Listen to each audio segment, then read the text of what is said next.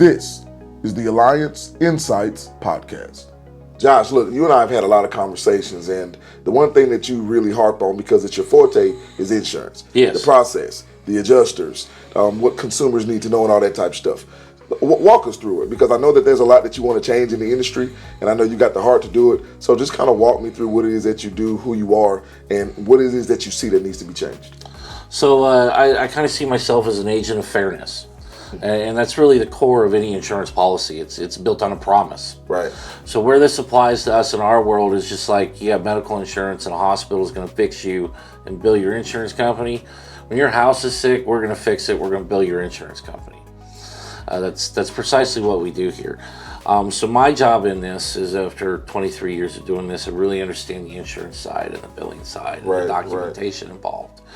And so I'm helping Alliance get more in line with insurance documentation. Some things that will help us going into the future is some sort of standardization, because Allstate and State Farm can kind of do whatever they want. They issue their own guidelines. Right, okay. We're dealing with probably 15 different carriers within this geographical area, and they all have a different set of guidelines, a different set of opinions on how a roof is installed. Right. And then we got to go to the state ultimately for the building codes, because they're the authority. This is how a roof is installed.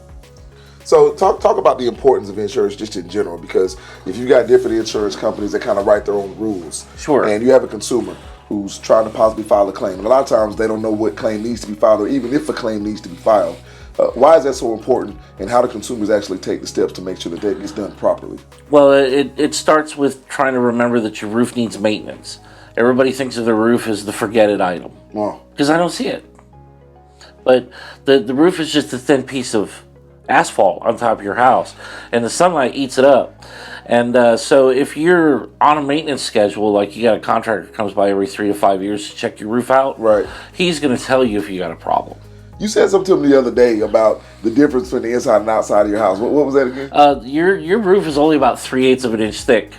It's some felt paper, and it's some asphalt and some fiberglass and some sand. So, I mean, when you talk about it in that regard, knowing what's going on with your roof is imperative, right? Well, correct. It protects everything else in the house. Yeah. All your plumbing, all your framing, all your beautiful paint work, all the things that you own. I've seen a grand piano completely destroyed because the ceiling fell on it because of a roof leak. Wow. But that roof leak was caused by a little nail that wasn't driven quite square, and it poked through the shingle, and that's all it took. So the process of insurance, right? Because I don't know this because I'm not an expert like you are, but I'm pretty sure roofs are expensive. Yes. To get taken care of. So the process of insurance to a consumer is very important. And I know you were about to speak to that. How can you alleviate some of that concern for consumers? First thing is to read your insurance policy. Okay. Inform yourself. Yeah, inform yourself. You signed it, you paid for it, then you stuck it away in a filing cabinet and never looked at it again. Yeah, you talk about me. You talk about me. So there's two major policies for a home. One is an actual cash value, where depreciation or the age of the product is subtracted from its value until it reaches its proposed death, and then you have no coverage. So that's the same coverage we have on our cars. And then there's replacement cost value, where they're going to take that depreciation, they're going to hold it back, and if you get the work done, they'll give it back to you. Got you. So it'd be like if you bought a new car, you got a second check to pay for that difference. Okay. Communication is key in this whole process, correct? Yes. So talk about the process of the communication, the importance of the communication between the contractor, the insurance agent, or the claims adjuster, the consumer. Like, do they all have to communicate with each other? How does that work, that dynamic? So typically in a claim situation, like, the agent is nowhere to be found. Ghost. Right? And the insurance doesn't want the agent there, because the agent there is your friend. He's worried about his renewals. Right. Because he's selling you the insurance. The adjuster is who we're in contact with. And that can vary.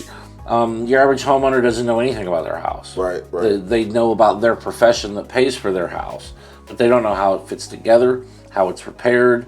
If an adjuster told an average homeowner this belongs on a roof, they wouldn't have any idea if he was telling them the truth or not. Right. So communication is always kind of a thing we struggle and fight with.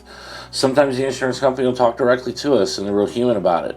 Other times they refuse to speak to us, will only speak to their insured, who might be an 85-year-old woman and never been on a house in her whole life. Right.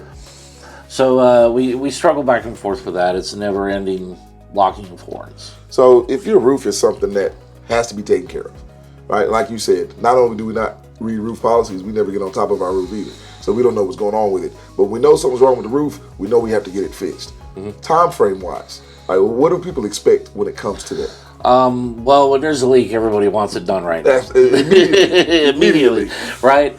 But if you've got a valid insurance claim, you're looking at 3 to 4 weeks just to get the check out of your insurance company. Right. They have their own process. And if there's been a natural disaster anywhere in America, it will actually delay that process. Now, why is it? Well, there's only so many adjusters in the working pool. Okay, just Period. So if a hurricane hits Florida, the adjusters for State Farm that might be working in Iowa are busy with that Florida hurricane. Right. And if there's a Colorado wildfire that hits on the back of it, only so much information can flow through the pipeline at any given time. So that can take longer. And then the roofing company has its own schedule. So for instance, the springtime is both our best friend and worst enemy. It generates a great deal of our work, but it also delays our entire schedule. because there's so much work. Because there's so much work. But if it rains, like today, it's raining. So my entire schedule from here to Montgomery is delayed. Wow. Because you can't do the work. Well, you don't want to open up a house. If Absolutely. there's more than a 50% chance of rain in a given area, and I don't know if people understand how that works, like they'll say Columbus 50-50 chance. Well, that's a 50% chance 50% of Columbus will get rain. Right. That doesn't distinguish between north or south. It's just a Right. given area. So if we hit that 50%, we don't open up a house. Absolutely. We delay the whole schedule. Now, the person directly in line, they're really understanding of that. But the person that's been waiting 3 weeks, They're not understanding. They're not understanding that at all. And this happens to us every spring, and then we get into summer and fall and winter where it's drier, Right. and our schedule is just accelerated. See, you brought up something in that response, and I want to touch on crisis management, because if it's 50% chance of rain, we're not getting on the roof.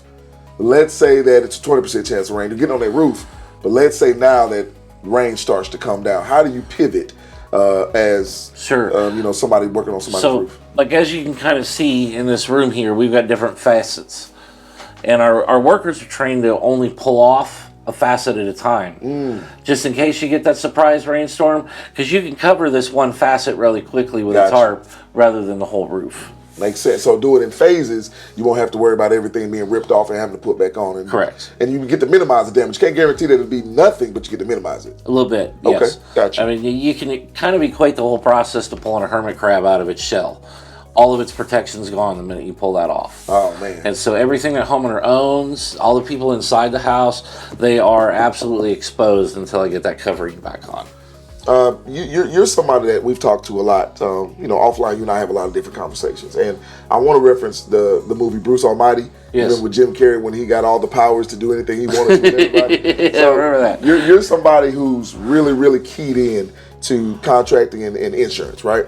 And you're somebody who knows that a lot needs to be changed. So now you have all the power. You can do whatever you want to. You can change what needs to be changed. What's the biggest thing that needs to be changed in your mind, and how do you do it?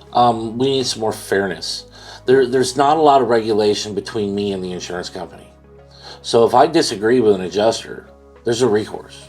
That's true. Now we do have the state insurance commissioner, and they don't issue a lot of guidance where they could actually be issuing some guidance. For instance, flashing's a big struggle with the insurance companies. You think of flashing like the brakes on your car. Right. No, we can't see it, but because the car is working, we know that it's there. We know it's there, right? Okay. So the insurance will tell me no supplements until no supplements until they don't want to see a supplement before the work's done. But if I'm supplementing flashing that's hidden under this shingle, and we can't see it till we tear the roof off, now what do I do? Right. Now, this roof may be 20 years old and that flashing's original. Now I have to make a decision when I see it. Will it last another 25 years with a new roof, or will it fail?